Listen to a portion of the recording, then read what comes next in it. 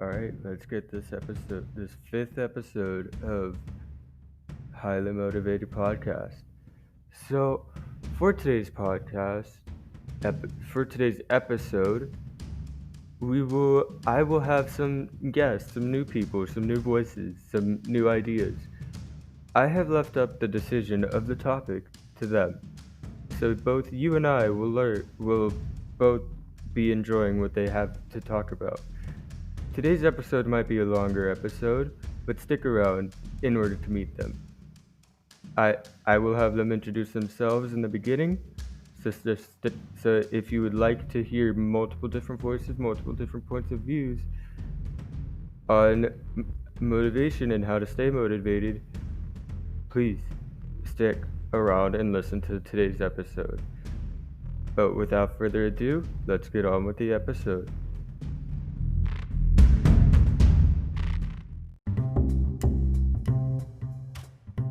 Jeff? Oh my. What? Okay. So we are now recording this. Oh my goodness, that was kind of scary. Alright. Guys, I'm terrified. I've never been on a podcast before. Alright, so Justin, would you like to introduce yourself first? Yeah, so, my name's Justin. I know Gabe from doing band together in school.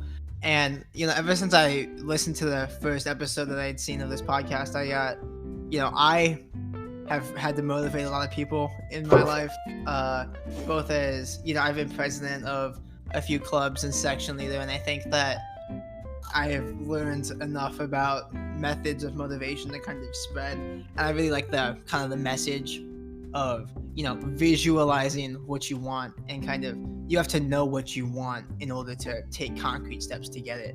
So I'm excited to kind of talk a little bit about that with some of my other friends around here. Right. Yeah. Cole, you're next. Yeah, I'm Cole. I also know Gabe from band. Excuse me. Know Gabe from band. We've gone to school together for a little bit. And I think I'm just someone who's naturally motivated. I'm also involved in a bunch of stuff and have some experience motivating others. And I just think that I'm really excited to be able to share my tips and tricks for how I stay motivated with everyone else. And I'm a huge fan of the podcast. Yes, sir. Yes, sir. All right. I guess I'll just introduce myself. Hi, I'm John. I coincidentally also know Gabe from band. I have always kind of struggled with mental health and kind of staying motivated for a very long time. And it was only recently I kind of realized that there was a light to the end of that tunnel.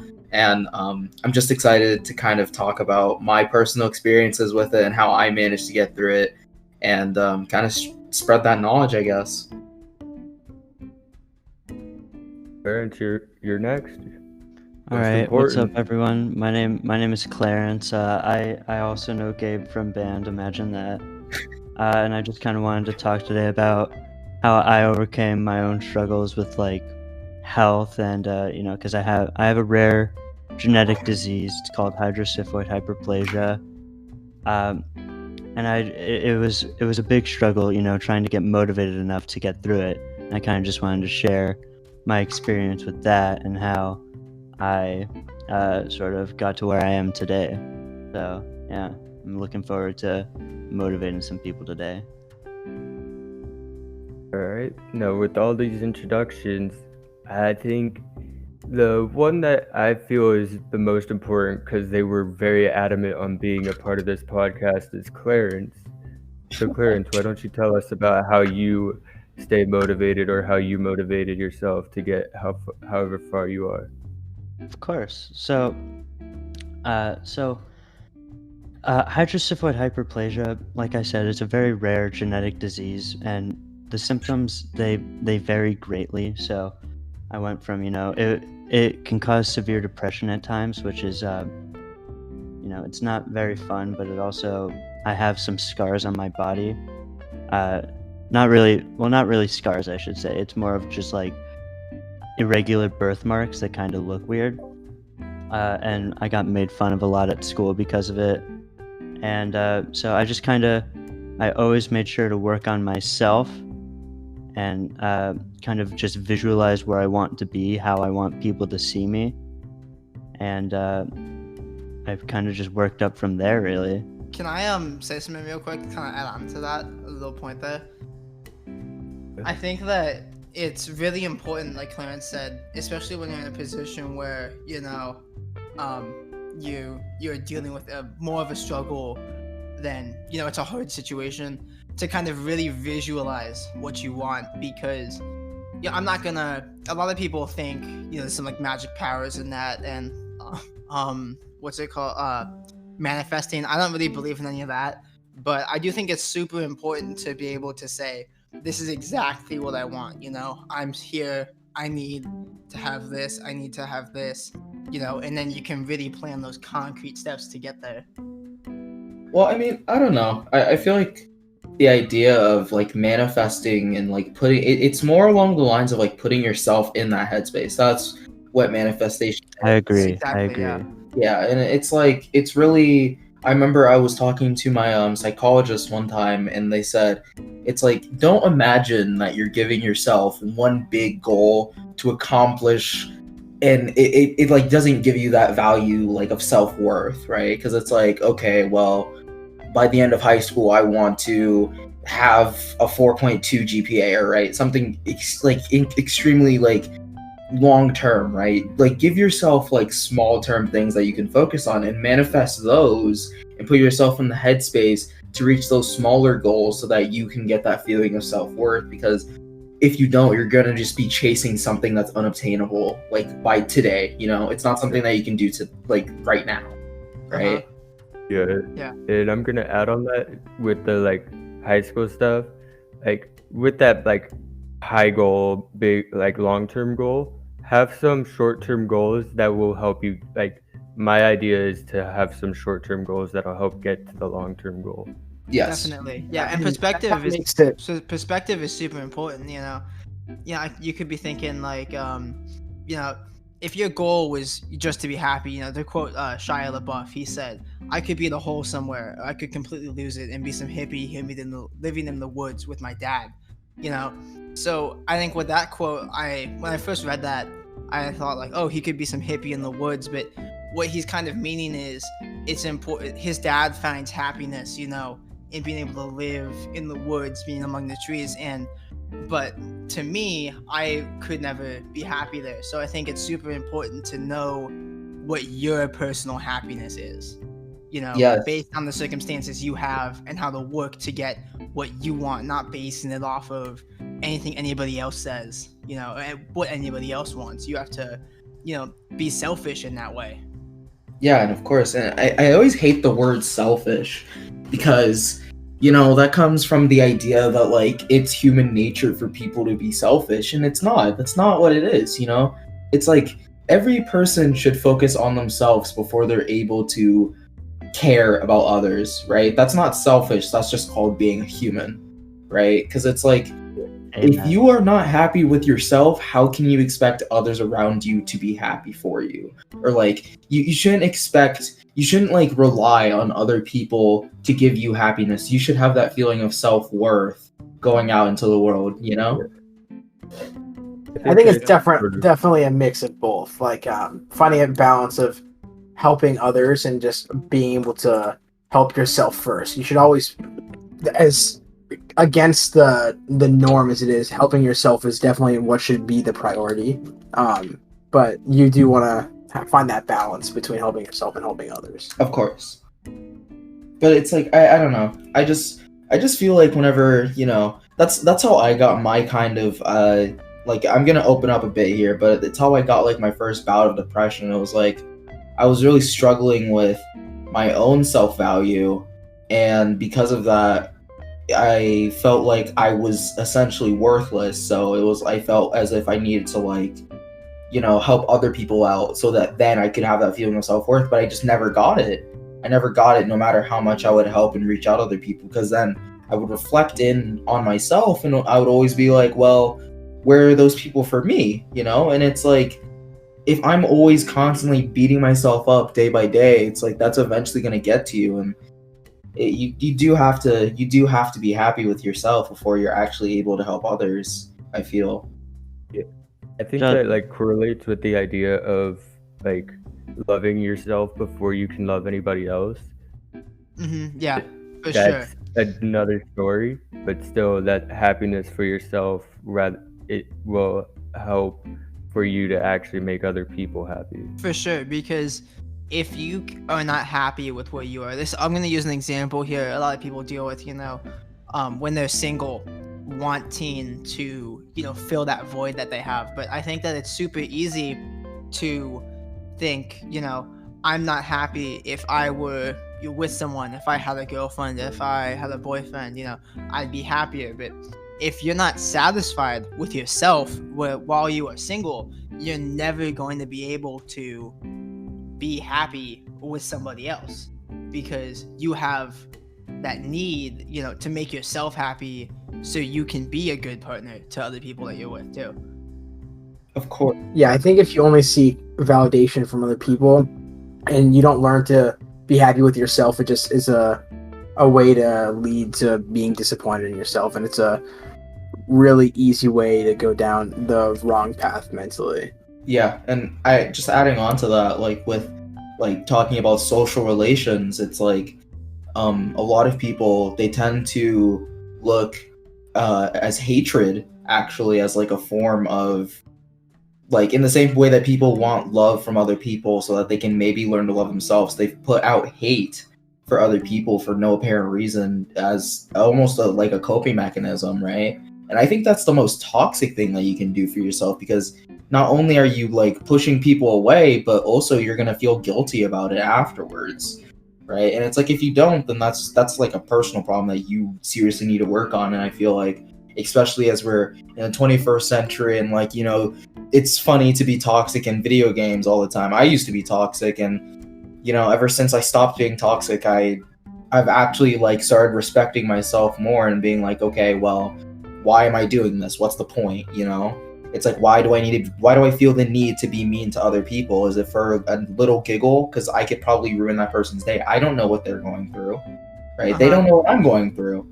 And it's like, I'm just overall like ruining my life, and I'm ruining another person's life. And it's like, whenever I really realized that, I kind of realized it was a very toxic cycle that I needed to break. Yeah, for sure. Where I think that it's going back to kind of relationships there.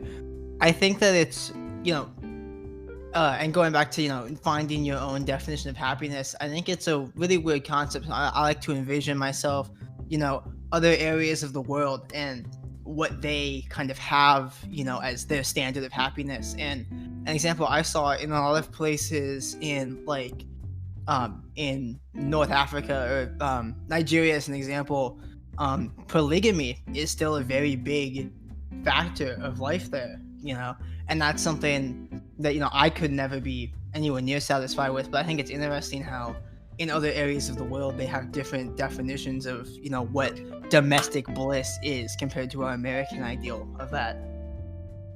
Well, polygamy is still, it's definitely a big thing here as well. Like my parents are in a polygamous relationship. I have 2 dads and 1 mom, so they've always seemed happy. So I don't really, I don't know, like, definitely try and find your own happiness with that, and by any means you can. Yo, that's actually like really interesting. I'm not gonna lie, like, I'm sorry if this is a bit intrusive, but like, can you like talk about that a bit more? Like, I think that's really.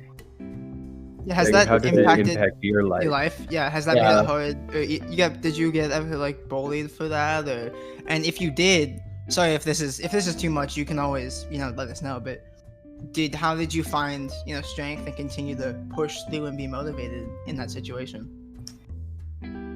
I mean, it definitely changed my perspective on like relationships, because like I would go to school and I would see, every other family was just, 1 mom and 1 dad, and I was always confused, like, why isn't my family that way, So I never really got bullied for it, I'd say.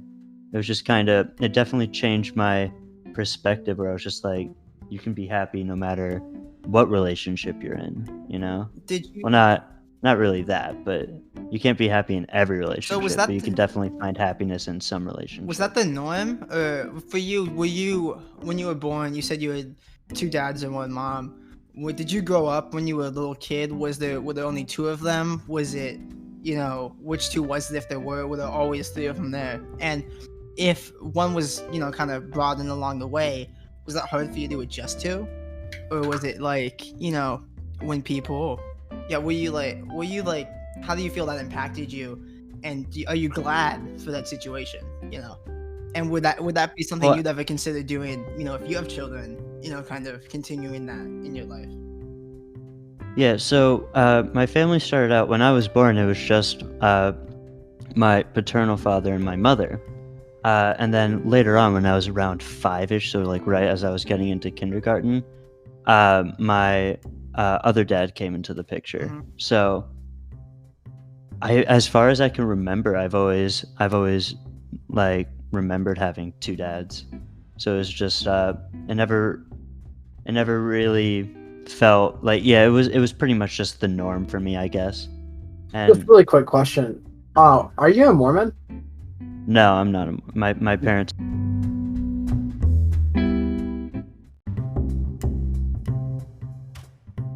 Yeah, like For, like, I Black definitely Lives want to Matter kind of like add and on to that about all like that. your So parents that's definitely okay. kind of teaching you things at a very young age. I remember vividly, like my dad would. It's kind of hard to talk about, especially because the word makes me very uncomfortable. But he would kind of like say nigga a lot, and it was a very sorry. Am I allowed to say that? Yeah.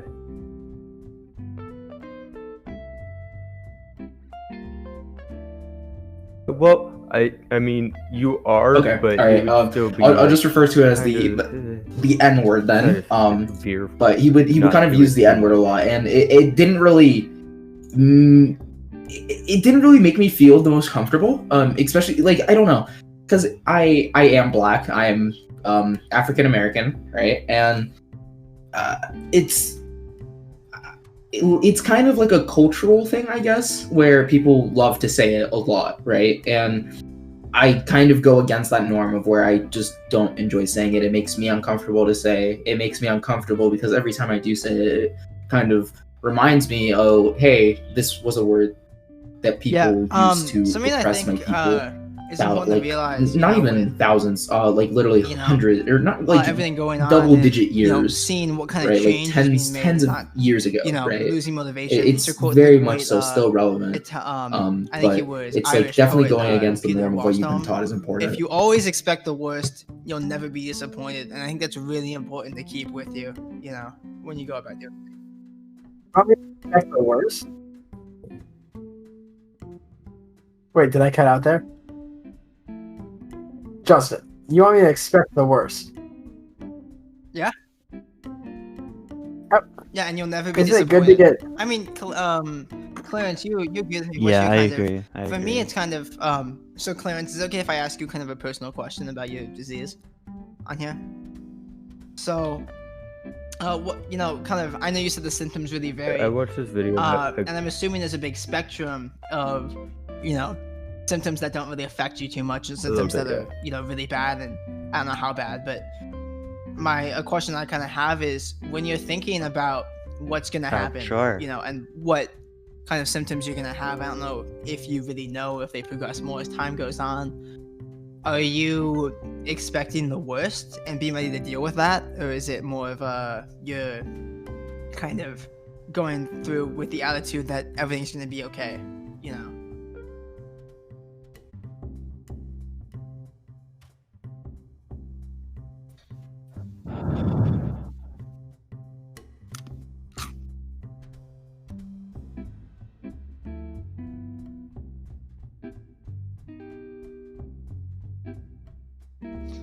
Yeah, so it is a very Uh-huh. rare genetic disease, so there isn't really a lot of research into it just because there aren't enough people to, really do research on. So, like I Uh-huh. said, the symptoms do vary, and they do.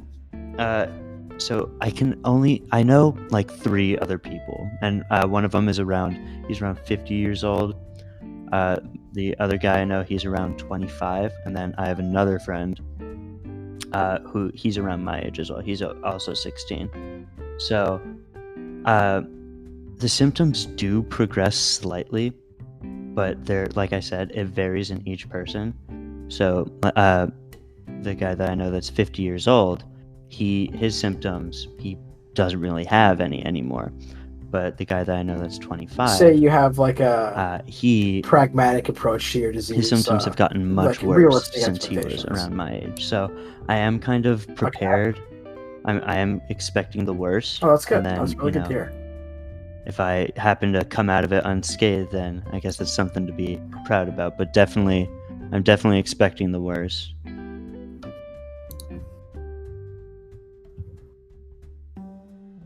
Yeah. So would you say that you Yeah, think it's pretty good much. to Like, take it's not approach terminal, that, like Justin was saying, luckily. expect the worst and you'll Like, never be disappointed? Would you say that has so yeah, benefits to it? but there really isn't like a set life expectancy. But no one that has it really has had a very short life, I'd say. So, Do you think that can have some downsides to it as well, though? oh, 100%. Just from like a mental health standpoint. If Yeah, you're not, like I would if say you're it could expecting the definitely impact worst, your mental health. then negatively, you're already because you always prepared have to a mental deal outlook with on life. you're already prepared to deal with the worst possible outcome. So then, Yeah.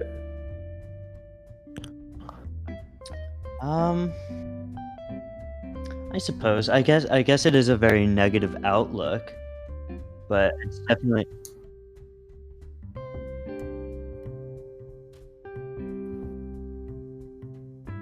Yeah.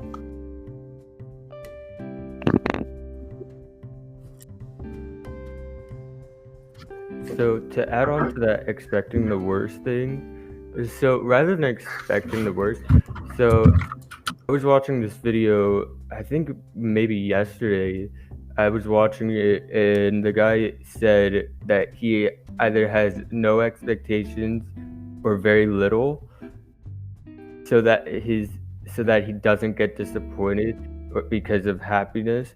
So I wouldn't say have like Yes, of expect the course. worst. Yeah, I would more so have say I definitely agree with have that low because it's like, expectations, you know, but let's take higher like a hopes. something that can a kind of, simple analogy, like a just 'cause soccer game, we've right? kind of had that theme of relationship. You don't want to as go well, out like there you're- with the mentality that you guys are gonna you're a lose like wingman, 20-0, for your friend right? and your friends. You want to go out there with like the mentality Let's of say like, he's like a I'm going to like put a like my 3 entire looks foot but a down. I'm 10 gonna leave it all out personality. on the field. You know. Actually, I have a friend. The drummer in my band. Some of you guys know him. It reminds me a lot of this. You know, he's on the shoulder side. He's been compared to a goblin. You know, I think if Cole Wyatt could kind of corroborate this, I think they'll agree. But you know, he's got a lot of confidence. You know, and that means that he can go out and really approach people, because that's what a lot of people want. Is you want to see someone who's confident. He's sexy on the inside. And yeah, exactly, sexy on the inside, and it's that confidence to go up and say, you know what, I've got this swagger, I've got this ability to project myself. And I think that's what a lot of people really want. So I think that's the important thing. And no matter what you look like, or no matter where you come from, you have to be able to look past that and say, I will be successful. He's I know what I 5'5" want, on the I'm gonna outside, chase it. but he's beautiful on the inside. So he knows what he wants, and he motivates me. The way that he shows his personality and everything he does, and it gives me confidence. So, yeah. I'm back up.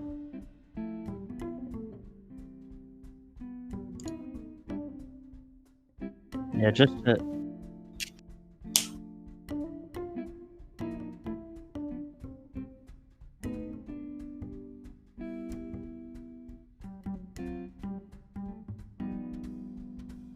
Yeah, of course. And not gonna lie, sorry for cutting you off there, Clarence, but no worries. not going to lie, I do not care what you identify as, you know, non-binary, he, him, she, her, whatever. Confidence looks good. It looks so amazing on anybody. And like being confident is like the best thing that you can do, because it's like, if you're not confident and you're not making moves in life and you're not willing to do anything, it's like you're not really going to want to attract people like towards you, right? And I don't even mean that just in a romantic way either. I mean that in like a social circle type of way, right? But if you are like willing, like if you're a go-getter, if you want to achieve your goals and you show people that you are determined because you said that you were going to do it and you do it, that is the most attractive thing that you can do, period. Yeah, I just wanted to add on to that. So like I said earlier, the disease I have, I have very strange, like irregular. It's not going to be a birth lasting marks all over relationship. me. But Yeah, for sure. the biggest thing that I look for, like, To be able in to a look relationship past is that, someone that can look past that and goblin see exterior the person I to truly the, am. Golden And I think soul. that's something Sexy. like if you And if you meet this someone isn't a that relationship only advice cares about podcast, like but it's how you you look need to on the have that outside, motivation, because then you just that's just kind someone of you need comparing to relationships avoid. to life, looking for a That job, they're looking just for gonna be a anything. very There are so toxic many people person. who are not going to give you that second. You're only going to get that elevator pitch. You're only going to get 30 seconds to get someone's attention. When you meet someone until they make an opinion on you that is really, it's gonna be the exactly gonna be the one that they have. So you need to, yes, what's important is on the inside. You need to have that motivation, because the first thing that's gonna show is, do you have the drive? Do you have the ambition? Yeah, whatever you look like on the outside, Especially you in a have to be able to relationship. push right past that and show that you are ready to push ahead and hit the ground running on any task that you have.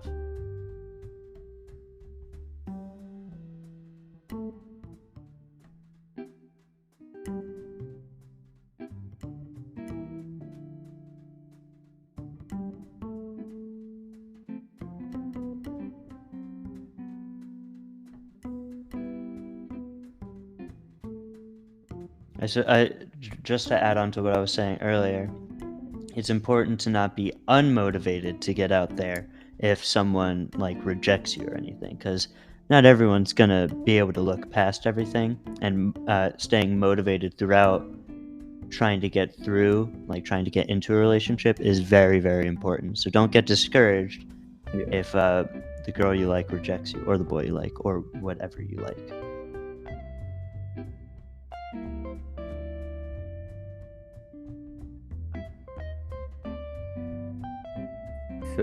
So, going off of that, more so in a motivation aspect, a lot more people, I'm not gonna say nobody wants to be friends with with the really sad person, but a lot more people will be more attracted to And I more definitely think that just drawn loops to the around to most what we were talking motivational at the beginning of the person there is. podcast, where it's like that self-love, it's like you don't want to be a Debbie Downer. You don't want to be I don't want to say a burden, that's a bit harsh, but you definitely don't want to be bringing down the mood of the room. Yeah, something. Sorry. You cut out there on my end for a second. What did you say? No, you could take.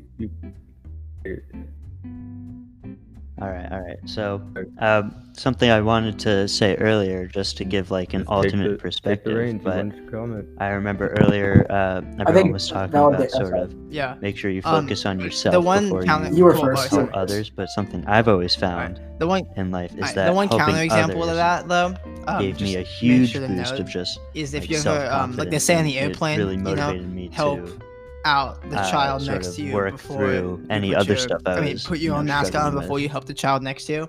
And I think what that kind of shows, well, in that case, it's because the child cannot put their own mask on, and they're gonna be, stuck and pass out if you put their mask on. They can't put yours on. If you are in a situation where it's so dire and you can't afford to help someone else without really putting yourself in a really bad place, then you're gonna have to help yourself. And if you get that help from yourself by helping others, that's great, but remember that you're not other people's therapists. At the same time, I think that everyone would benefit from seeing a therapist, and there shouldn't be any stigma in that at all. Cole, you had something to say? I think just going back to having relationships with other people, I think the validation that you can get from other people is something that definitely helps mental health, but as long as you aren't like you don't need those validation I that agree with validation that. to survive. As long as you don't survive or aren't surviving off that validation, it's something that will help you. And those relationships are super important. That'll help you build and help you understand yourself more. I think that's something that if I didn't have most of the relationships I had with some of my friends, I think I would really be clueless as to who I am because the relationships that I have allow me to see myself more and really get to know myself more. So I think it's really good to find that balance.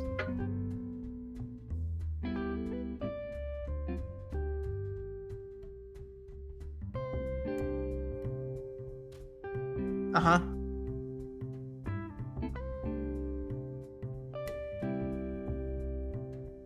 So, what happened was I think my goblin looking friend I mentioned earlier, Steven, him and I were in well, we had done, school band together and stuff, and we were in a group together with another friend of mine So, called Mausium, kind of a Justin, metal project. you and And Wyatt, him and you both I, have a on the band. How did side, you guys were jamming motivate because we liked a lot yourselves of that more to actually get that prog started rock up? stuff. Think, things like that. And the guy we were playing with, that wasn't really his.